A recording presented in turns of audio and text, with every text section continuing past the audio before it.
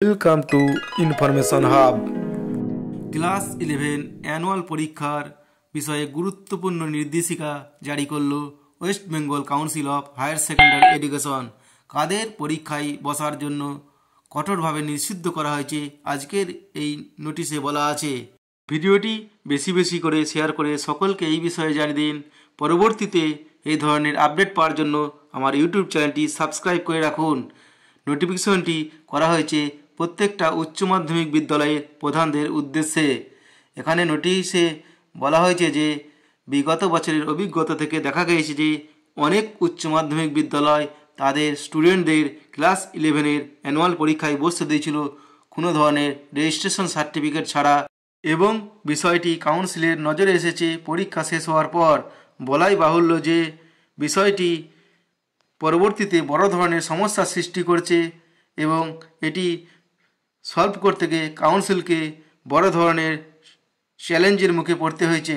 সেজন্য কি বলা হয়েছে, therefore all the head of the institution under পারভিউ of the council R strictly prohibited to allow any candidate to appear class 11 annual examination without a valid registration certificate. অর্থাৎ সেজন্য কাউন্সিলের আওতাধীন সমস্ত বিদ্যালয়ের প্রধানদের উদ্দেশ্যে বলা হয়েছে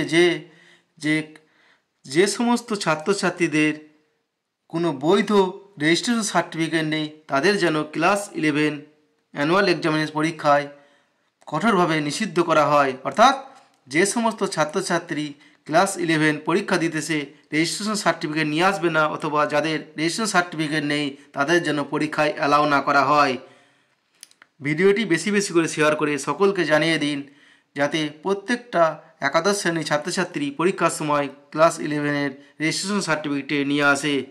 ভিডিওটি ভালো লাগলে লাইক করবে এবং শেয়ার করে সকলকে জানিয়ে দিন, কারণ এটি খুবই গুরুত্বপূর্ণ, যাতে প্রত্যেকটা ছাত্রছাত্রী পরীক্ষা দিতে পারে। কারণ গত বছর অনেক ছাত্রছাত্রীর রেজিস্ট্রেশন না থাকা সত্ত্বেও পরীক্ষা দিয়েছিল এবং পরবর্তীতে একটা বড় ধরনের সমস্যার সৃষ্টি করেছিল।